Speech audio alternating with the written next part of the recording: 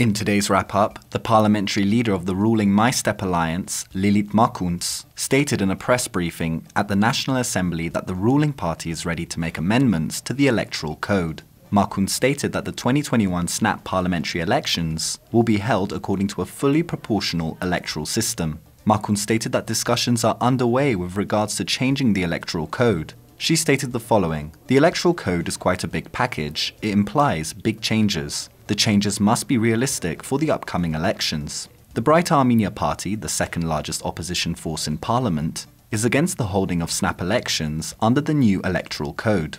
The leader of the party, Edmond Maroukian, stated that if the ruling party unanimously adopts the Electoral Code, it will mean that all the agreements we have will be thrown away.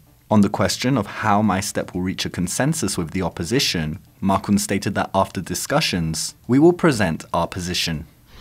In other news, American political scientist and president of the Eurasia Group consulting company, Ian Bremmer, has stated that the White House will recognize the Armenian Genocide this year, citing his sources in the White House and State Department. According to Bremmer, a senior White House advisor told him that Biden is a man of his word, and that the announcement can probably be expected for April 24th, which is Armenian Genocide Remembrance Day. Bremmer went on to say that in recent days, he has heard from both White House and State Department officials that President Biden was angry with Turkish President Recep Tayyip Erdogan, who commented on his statement about Russian President Vladimir Putin, in which Biden stated that Putin was a killer and lacked a soul. President Joe Biden promised to recognize the 1915 genocide during his campaign, when the Biden-Harris campaign released a position paper promising a swathe of policy initiatives which have been considered favorable for Armenians.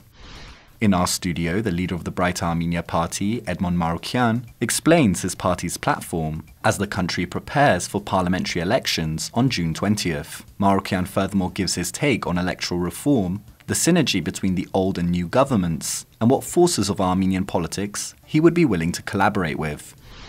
And in Stepanakert, life is slowly reverting back to its normal pace. The Artsakh national soccer team resumed its training after the 44-day war. Before the war, they were getting ready for the 2021 Armenian Football Championship. During the hostilities, all the local players of the team participated in the fighting, but then all of them came back from the battlefield to the soccer field. ＳիվիլNeթ's team went to see how these athletes are returning back to normal life.